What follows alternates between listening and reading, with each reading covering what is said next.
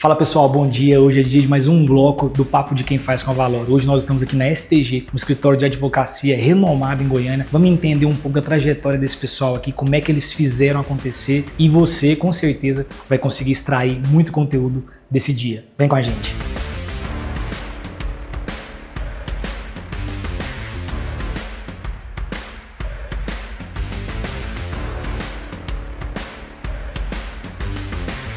É uma película que ela custa muito caro, né? E aí meu sócio, pra que nós vamos colocar isso? Falei, cara, você concorda que isso aqui não é inovador? É uma forma da gente mostrar que a gente é inovador sem falar. Por que a gente fez uma estrutura tão diferente de escritórios convencionais? Para mostrar que a gente era diferente. E essa mesa aqui, ela é uma mesa que ela foi feita para reuniões de conselho. Para todo mundo olhar, conseguir olhar no olho um do outro e para que, se for necessário, um líder vá à mesa. É outra coisa que eu falo. Governança não existe sem liderança. Se não tiver alguém para direcionar o caminho, vai todo mundo, cada um para um lado. Aqui do escritório tem uma setinha. Essa seta é um pouco da nossa cultura. Comigo aqui está o CEO, um advogado de respeito da marca consolidada, Pedro Schumacher. Pedrão, obrigado por nos receber aqui hoje. Contar um pouco da sua história, né, da STG. E eu queria começar, antes que você se apresente, né, eu já vou fazer a pergunta. Me fala um pouco, depois que você se apresentar, como é que foi a sua trajetória profissional desde o início. Eu sei que a STG é um projeto dos seus sonhos, mas eu sei que veio lá de trás essa construção. Bom dia, acho que tem um quê de especial participar desse momento por ter crescido com a Valore, né? Acho que grande parte da minha trajetória tem a ver com as pessoas que eu escolhi caminhar. E lá atrás, né, assim, até contando um pouco da escolha pela advocacia, ela foi muito mais do ponto de vista, eu sempre fui um cara que comuniquei muito bem, né? Então o direito no primeiro momento ali foi uma escolha, às vezes não tão pensada, mas mais pelo meu perfil comportamental, né? Comecei a trabalhar ali na advocacia, comecei a faculdade e comecei a estagiar em alguns escritórios. E logo eu percebi o quanto a advocacia poderia me propulsionar em vários temas, né? Porque a advocacia, ela te permite não só contribuir no resultado da vida dos empresários, como também mudar muita coisa e ser objeto de transformação, né? Então, desde que eu comecei a trabalhar, sempre tive no meu coração de empreender na advocacia, não ser somente um advogado. Então eu trabalhei ali no Tribunal de Justiça, trabalhei em alguns escritórios, mas comecei a empreender muito novo. Comecei o meu primeiro escritório de advocacia, eu tinha 21 anos de idade. E aí eu acho que começa um ponto de virada de chave na minha vida, o Wagner, porque eu percebi o quanto o resultado das coisas que poderiam acontecer dependiam só de mim. E ali eu começo um processo de resiliência, né? A advocacia, ela é muito engraçado, né? Eu falo para muitos advogados hoje, então muitos me perguntam, como é que você consegue atender grandes clientes? Eu começando pelos pequenos. Acho que o ser humano como um todo, ele vê algumas pessoas performando e não entende que aquilo tem um caminho. Hoje eu tenho 15 anos de advocacia. Então, acho que Entregou a idade agora. Acho que não dá pra mentir, né? Cabelo branco, 3 filhos. Então, acho que é muito importante explicar o processo, né? Acho que todo mundo foca muito no resultado. E quando você me pergunta sobre trajetória, eu tentando colocar em atos pra você, né? Acho que o primeiro momento é de muita resiliência, pouco ROI, muita energia, pouco dinheiro, muito investimento no sonho. E as coisas, elas começam a acontecer, né? Como eu falei, Valore, acho que é um caso. Quando eu comecei a atender a Valore, era uma empresa que de fato estava começando e hoje é uma potência, uma das maiores fintechs aí do Brasil. E eu tenho vários casos como Valore aqui dentro do escritório. Clientes que eu apostei lá atrás e que hoje são referências no seu segmento. E a partir desse momento, você começa a ancorar a nível de relacionamento. Porque é muito engraçado, né? As pessoas, elas calculam o nível de competência versus as pessoas que você atende. E se você consegue crescer no seu nível de atendimento e também crescer no seu nível técnico, você começa a criar ali, na minha opinião, uma somatória para um resultado positivo. E aí, nesse meio do caminho, a gente vem buscando, acho que 2 palavras me resumem bem. Uma delas é inquietude. Eu sou um cara que tem uma rotina muito firme. Eu acordo às 5 da manhã, acho que tem muitos anos. Eu durmo tarde todos os dias e trabalho muito. Pedro, mas e sobre equilíbrio? Não, inclusive é algo que eu venho aprendendo nesse processo. E quando você começa a estudar sobre gestão, você começa a perceber que o desequilíbrio em algum momento ele é necessário. Sim. E essa inquietude de buscar o melhor é algo que vem me transformando. Então, um dos pilares aqui dessa trajetória é a inquietude. É de sempre buscar ser melhor, sempre buscar acrescentar uma experiência para o cliente, sempre buscar entregar um produto adicional, sempre buscar estar à frente. Você sempre estar à frente é algo impossível, mas você querer estar à frente, acho que é um negócio que depende 100% de você. E a resiliência. Legal. Eu acho que o não desistir, ele te faz permitir viver coisas que quem desiste não vive. Então, muitas coisas hoje, elas são consequência da não desistência. Então, nessa trajetória, a inquietude e a resiliência foram fundamentais para chegar onde a gente está. Fantástico. Cara, você falou algo aí que eu acho que não é claro para os juristas, os advogados, né, do meio de vocês, sobre empreender. A gente fala, quando você pensa em escritório de advocacia, eu acho que culturalmente, né, as pessoas olham aquele modelo arcaico, né, do advogado, o cara que só resolve o problema na hora que o problema já aconteceu, quando a bomba já estourou, o cara procura um advogado. E como é que é pra você, cara? Que você acha que inovou? O que mudou na advocacia? O que vem mudando? Vamos lá, acho que são muitas coisas, tá, Wagner? E aí eu vou separar em 2 temas. Eu dei uma palestra esses dias sobre organograma organizacional. Você pega uma empresa como a Valor, ela vai ter seu departamento de pessoas, financeiro, área de controladoria, todos os órgãos independentes de back-office com regras muito claras. História de advocacia, até pelo tamanho do escritório, ele começa, eu lembro lá atrás, a minha secretária era minha financeira, era minha concierge, era a experiência do cliente, ela era tudo. E tá tudo certo, é o começo. O erro das pessoas é não ir departamentalizando isso no tempo. Hoje eu tenho todas as áreas definidas, profissionais individuais para cada, até porque as competências elas são individuais. Então, primeira coisa que acho que foram um grande diferencial para nós, eu sempre cheguei ao escritório como uma empresa. Eu sempre tive todos os departamentos claros, mesmo que pessoas faziam várias coisas ao mesmo tempo. No começo você não consegue ter várias pessoas para fazer a mesma coisa. Então, esse espírito empreendedor é algo que eu sempre acreditei. E tanto é que muitas das consequências que nós vivemos hoje são do fruto do ecossistema de coisas que eu criei aqui dentro. Quando você começa a ver empresas que tiveram um vultuoso crescimento, às vezes elas fazem o que todo mundo faz de um jeito diferente.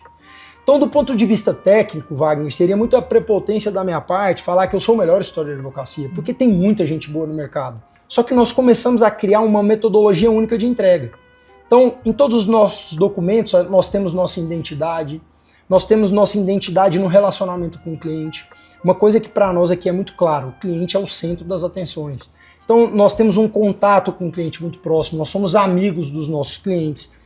E uma outra coisa, visão de negócio. Inclusive, para mim é uma honra ser conselheiro da Valore, mas explica um pouco do meu perfil. Um advogado que possui todas as competências técnicas, mas tem uma visão de advisor. O que é o advisor? Um conselheiro. Um cara que consegue olhar no nível de ecossistema de oportunidade, através de uma inteligência jurídica, propor decisões de negócio.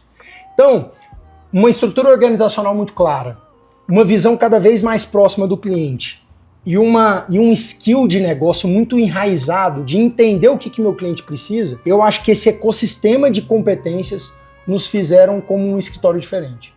Fantástico. Falando agora de escritório, cara, interno, como é que você enxerga cultura? Você acha que foi essencial para você ter um time que performa de acordo com, que tem convergência com você, com as suas ideias? Você construiu isso? Foi instintivo ou você preparou a casa para isso? Assim, eu acho que cultura é algo que ele tem um quê inspiracional. Eu sou uma pessoa que evolui muito espiritualmente nos últimos anos, né? Acho que a pessoa, a partir do momento que entende que Deus é a base de todas as decisões dela, isso tem a ver com cultura. E por que eu tô falando sobre Deus agora? Porque a cultura, se os líderes conseguirem ser transparentes de forma genuína para os seus liderados e para todo o time operacional, eles vão sentir que aquilo é verdade. E cultura é sobre verdade. Então eu vejo muitas empresas querendo implementar uma cultura que não é verdade. Sim. Então a nossa cultura não é que ela é certa ou errada, mas ela é verdadeira. Maravilha. O que a nossa cultura hoje é? Proatividade. Eu tenho uma dinâmica aqui no escritório que isso basicamente me deixa maluco. Se um cliente não é respondido em até 24 horas na cadeia de e-mail, no WhatsApp tem que ser no dia. Disponibilidade. Como que eu ensino isso? Você pode me mandar mensagem qualquer hora do dia, da noite e tal, ou a hora que eu dormi, a hora que eu primeiro acordei, não tem um WhatsApp para eu responder, eu sou disponível. Então um escritório inteiro me vê como disponível. E tem um detalhe, às vezes eu tenho uma agenda mais complexa que todo o escritório. Então se eu, que tenho uma agenda complexa, consigo fazer, por que ele não consegue? Então primeiro ponto, um exemplo muito claro. Segundo, verdade, eu acredito que o que me fez chegar onde eu cheguei foi a minha disponibilidade. E o terceiro, cara, compaixão. Eu acho que uma coisa que eu venho tentando criar aqui no escritório é uma compaixão entre as pessoas. Porque no fim do dia, é sobre pessoas, é sobre família, é sobre sonho, é sobre o trabalho. E quando você analisa sobre esse prisma, você entende que se você atingir o sonho e a expectativa daquela pessoa, o sonho dela passa a ser seu. Então eu falo muito sobre sonho aqui no escritório. Então o sonho não tem que ser meu, tem que ser do time. Mas para ele ser do time, ele precisa ser genuinamente do time. Só que como a gente consegue comprovar isso? Quando aquele cara tem um problema que é dele, não é meu, e ele passa a ser meu. Então a gente tem uma cultura de que os problemas, até mesmo que pessoais, eles passam a ser nossos. Passado a gente teve vários momentos difíceis de perdas, de situações que fogem de uma diversidade empresarial, e eu tentei agir como família nesse momento. Então a gente tem rituais de oração aqui no escritório, nós temos rituais de cuidado. Legal. É por isso que eu falo que a base espiritual, na minha opinião, ela é o cerne da cultura. Sim. Porque é sobre verdade, é sobre o que a gente acredita. E quando você consegue pegar toda essa dinâmica e transparecer isso, eu acho que a cultura é uma consequência. Pedrão, em relação a novos negócios, como é que você enxerga hoje a STG? Você está abrindo seu horizonte? Você tem sonhos ainda para poder realizar? Como é que tá seus anseios aí pra frente? Bacana. Teu quarto filho, tô brincando. Acho que se a Raíssa ver esse vídeo, ela me mata. Mas eu acho que, assim, uma coisa, voltando na inquietude, né? O sonho do STG, ele nunca foi pequeno. Se a gente vai alcançar ele, aí já é um outro step, né? Mas eu sempre busquei, cara, ter um objeto transformador. E a advocacia, ela é transformador por natureza da prestação de serviço. Mas eu tinha no meu coração de desenvolver um ecossistema de negócio. Então o STG ele vem caminhando para se tornar um ecossistema de negócio. Como? Esse ano nós estamos capitaneando uma imersão na China com alguns empresários. Nós teremos vários eventos que entregam um pouco de sinergia entre cliente e pessoas que não são clientes. Então a ideia no STG, pensando em novos negócios, é começar a criar uma capilaridade de cada vez mais entregar uma visão estratégica para o cliente. E paralelamente a isso, pensando num objeto de transformação, eu comecei a ser muito demandado sobre a parte educacional na advocacia. Eu sou um cara que, logicamente, tem minhas limitações, mas eu acho que uma das minhas qualidades é o fator gestão, né? Eu sempre olhei muito para isso. E para profissionais liberais, como advogado, médico, às vezes, não é um skill que esse cara desenvolve ali no curto prazo. Ele está muito mais preocupado na capacidade técnica para entregar aquele trabalho. E disso nasce o Advisor. O que é o Advisor? Vai ser um maior ecossistema educacional para advogados do Brasil. Então a gente está ali junto com pessoas muito grandes de mercado. É um projeto que vai ser lançado agora em abril em São Paulo. O objeto desse projeto é trazer, cara, uma visão de transformação para o mercado. E aí eu falo que a base desse negócio ele tem um quê de espiritual, sabe? Assim, eu venho sido transformado por muita coisa. E eu acho que esse segmento ele precisa de pessoas corajosas. A advocacia é uma profissão que exige muito coragem. Primeiro, porque você tem que enfrentar um sistema. E segundo, porque tudo que é feito do mesmo jeito há muito tempo, para ser feito de uma forma diferente, alguém precisa ter coragem lá para fazer isso. Desconstruir. Desconstruir e refazer um modelo de negócio. Então a ideia, na nossa visão, é construir uma visão cada vez mais para esse viés. Pedro, família. Vamos falar um pouco de família. Você falou de conciliar momentos, você pensa em sucessão, como é que você enxerga a trajetória familiar aí, falando da STG? Bacana, acho que sucessão para mim é um tema muito especial porque eu trabalho com sucessão, né? Quando dentro da área de atuação que o escritório ele tem uma vertical empresarial, hoje eu atuo na área de M&A, reestruturação societárias, conflitos societários e a parte de wealth que entra dentro de governança e planejamento sucessório. Então é engraçado, né? Eu falo muito sobre esse tema. E eu acho que uma das maiores dores do nosso mercado é a sucessão. Porque para alguém suceder um escritório de advocacia, primeiro ele precisa ser advogado. Ah, mas vou contratar um terceiro, mas ele precisa ter a vivência da advocacia. Então você tem que ter um filho que queira olhar para esse mercado. Então a minha ideia não é construir um escritório que seja de nome. Escritórios de advocacia são muito vinculados a Schmeisser, Terra e Gomes. Eu quero que nós sejamos o STG quanto empresa. Para que aqui não dependa de ninguém. Que aqui o ecossistema alimente sempre a nossa energia. Para que um dia, quando eu puder acelerar, malhar às 8 da manhã, às 9 ter um pilates, vai ter outro Pedro com uma cultura de acordar às 5 da manhã. Legal. Então, acho que a ideia aqui é de perpetuidade, de construir sonho. E do ponto de vista de sucessão pessoal, tenho 3 filhos, acho que a sucessão ela tem muito a ver com o casamento. E aí eu volto na parte espiritual, porque eu entendi que o casamento é a base de tudo. Se você tem um casamento muito sólido, o Wagner, e começou a ficar muito claro para mim que você começa a negociar, você não negocia mais nada daquilo que realmente é importante para você. Então eu comecei a não negociar mais. Ontem eu estava numa reunião de financeiro, 5 horas, e tinha um futebol do meu filho 5 horas. Eu simplesmente parei a reunião e falei, vou pro meu futebol do meu filho. Então tem coisas que você começa a não negociar mais. E aí você volta em cultura. Sim. Que você começa a mostrar que você também não negocia valores e princípios. E a nível de sucessão, eu tenho filhos muito novos, mas eu tento transmitir para eles o quanto foi difícil eu chegar onde eu estou hoje. Porque tem outra dor também, né? Quando você tem uma infância que você quis ter coisas que você não teve, e no fim do dia foi a falta delas que te fez a pessoa boa que você é, e você infelizmente não percebe isso, você quer suprir as vontades nos seus filhos. Sim. E eu acho que esse é o maior desafio na paternidade. O equilíbrio. É de você não realizar o seu sonho no seu filho. E você mostrar para ele que a dificuldade que constrói, não a facilidade. E eu vejo que o meu processo de maturidade, ele vem dos momentos difíceis, não dos momentos fáceis. Então acho que sucessão, família, para mim, acho que é a base de tudo. E eu falo aqui no escritório, e te contando um pouco de como é que eu acredito isso, a gente contratou uma diarista uma vez, que ia trabalhar com a gente no time de limpeza. Na primeira semana, ela ficou grávida. E ela veio me contar. Pedro, tô grávida, assim, muito triste, meio que como se assim, nossa... Estou prejudicando vocês. Eu sentei, mas eu falei, deixa eu te falar, a maior bênção que aconteceu na sua vida, criança faz a gente prosperar. Eu quero que o escritório tenha o maior cuidado com as grávidas, porque essas pessoas são mães. Cara, a gente quer cuidar desses filhos. A gente tem hoje já mães no time. Nós tivemos 2 pessoas do time que acabaram de dar à luz. Então o escritório vai olhar para isso como um ativo, não como um passivo. Eu sei que na prática isso é difícil. Mas é o que eu acredito e a gente quer implementar, porque isso reverbera na minha família, na família de todo mundo, e todo mundo se apoia pro mesmo fim. Sociedade. Me fala um pouco de sociedade. Tento fazer diferente aqui, né?